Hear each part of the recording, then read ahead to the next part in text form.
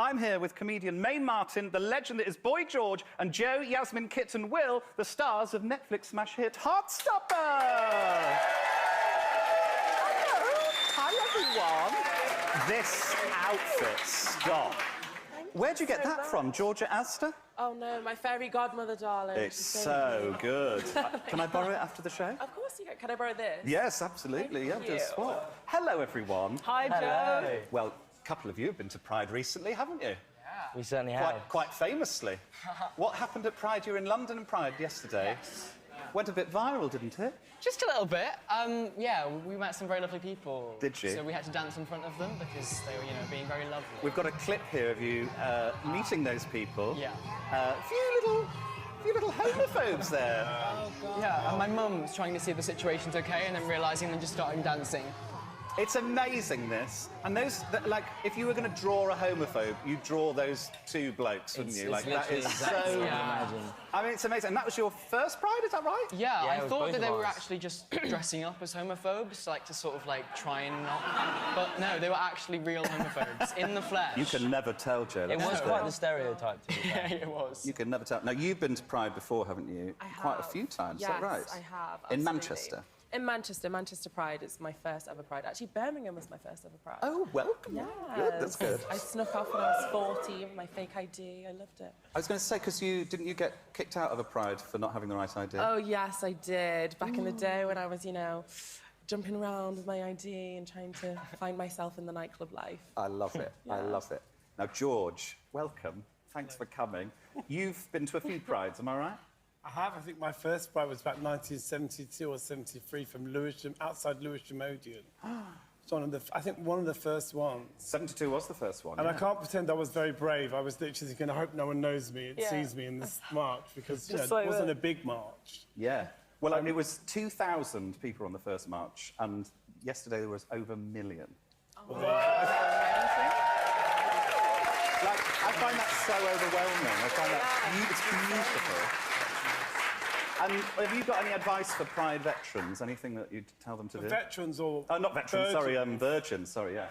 It's very veterans, I mean, both. Let's go with both, fuck it. It's very different now, Pride, because obviously I've seen it grow and grow. It used to be just a free-for-all. And, like, people would just stumble in because it was free. And that was quite fun because you get these sort of mad straight people going, you're quite nice, aren't you? We're not scared of you.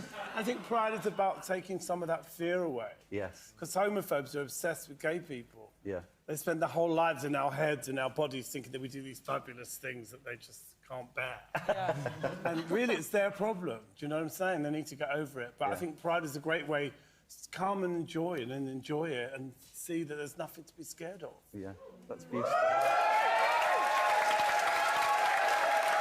Mae Martin, now I know you love a Pride. I love a Pride. You like a more regional Pride, isn't that right? I like a regional Pride. Yeah. I grew up in Canada, so I was doing comedy in my teens, so I would get booked to go to like these small town prides where it was like a foam party in the basement of an Italian restaurant, and they're like trying to serve, like there's families eating, and then there's like a BDSM thing, like really. I got booked, and I thought I was going to do stand-up, and I showed up in this tiny town, and they just wanted me to serve Jell-O shots to all these lesbians in their 60s. I just drove around giving them Jell-O. It was the best day of my life.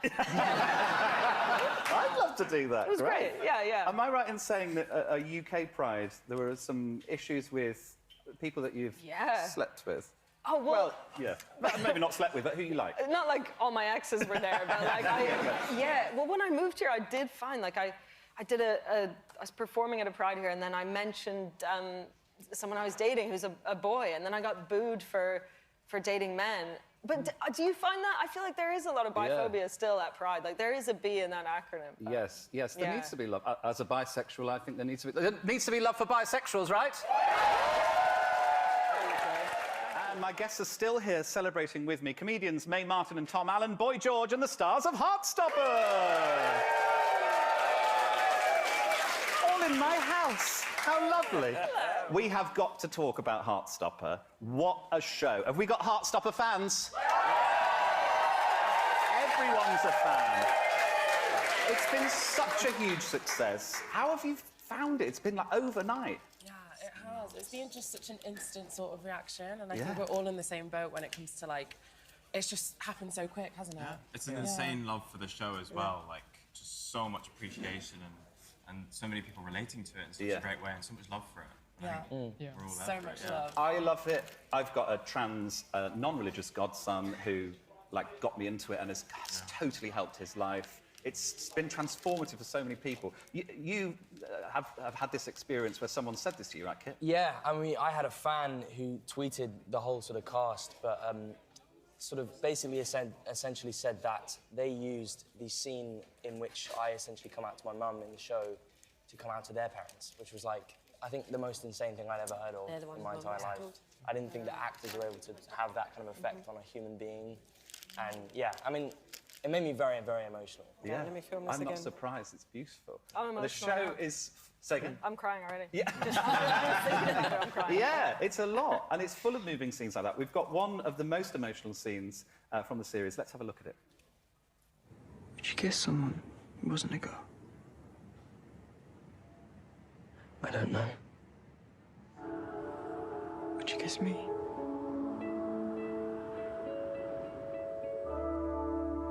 Yeah.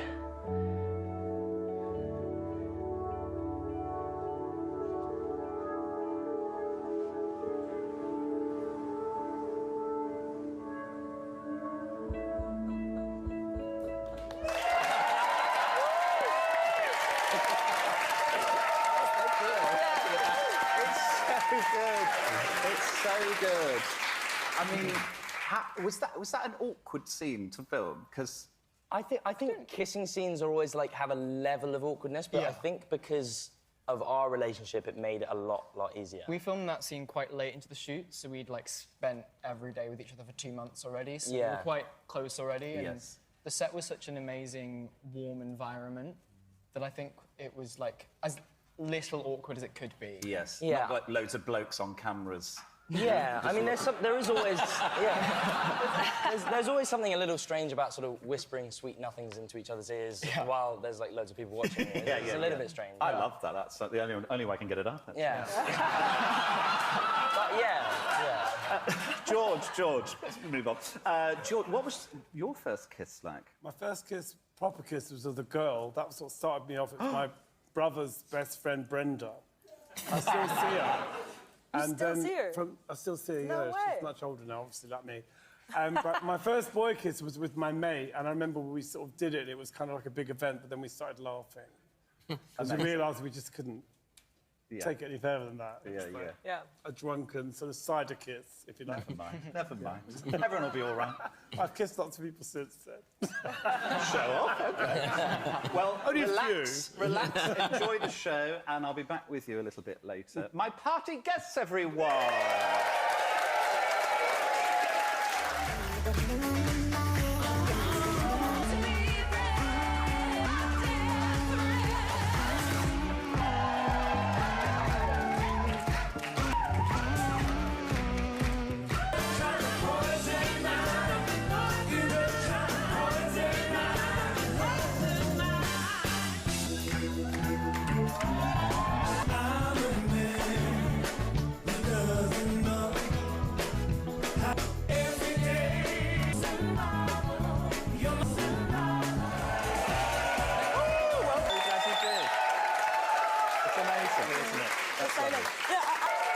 Thank you so much. Boy George, everyone! In Colchester, we've got charcuterie in the bottom left there. Of course, Rosie Jones and Moana Riz. And thanks to you at home. Queer. Tom Allen, have you got any good puns from the general public? Yes, I have. Yes. At Mr. Paul says river cottaging with huge burly fisting sons. Be a nice show, wouldn't it? Lovely. May Lin Ong says, what about the show Arse Master, or the show One Bone Every Minute, or what about the show Foof Unwrapped? Rainbow Steps suggests The Great British Wank Off. I'd watch that. You'd wank to that. I'd wank to that. Super Frog saves Big Fat Jizz on a Queer, and that will be presented by the one and only Remy Carr. Do you think he's ever rimmed? You know him better than I do. But I don't think he has, and I don't think anybody would want to. Mark Grimshaw says the Crystal Gaze. That's a good one. Yes. At Nick Shout says Derry Girls on Girls. Lovely. Jamie and Jimmy's Friday Night Fist.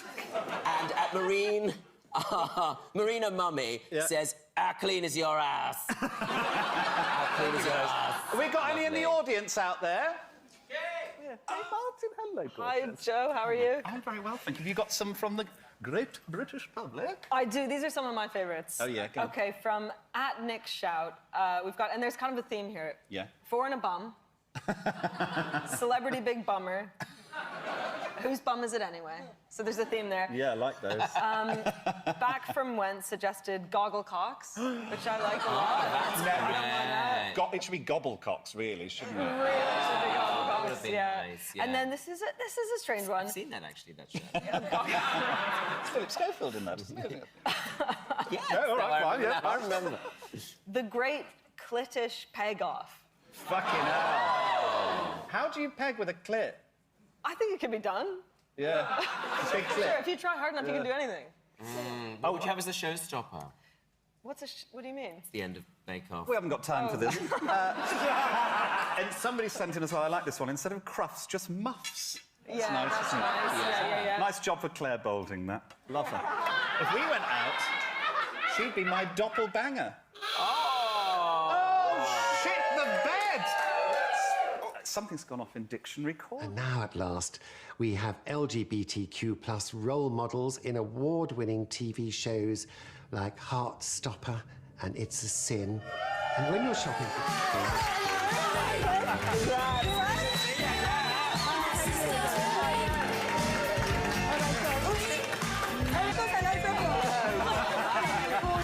I'll say hello. Hello. Hi, take a seat. Welcome to the family. My mum would have said fabulous. I should warn you one as well. I think myself and Phil were still like, yeah. So you came out... To be me, and then last time, pleased I did it for me. We've, Boy, George didn't know this, so it was amazing, the changes. But I said to you, didn't I? I need to tell you... Joe and talking about it and talking about it. What I think is amazing is... I was going to say, what I think... Oh, no. Have we got... Can Tom speak? Busy, like, dressing up in Victorian clothing, trying to disguise the fact that I was gay. Talks about it in such a human way. Yeah. Then actually it's the most relatable way. Well, as a Yeah. straight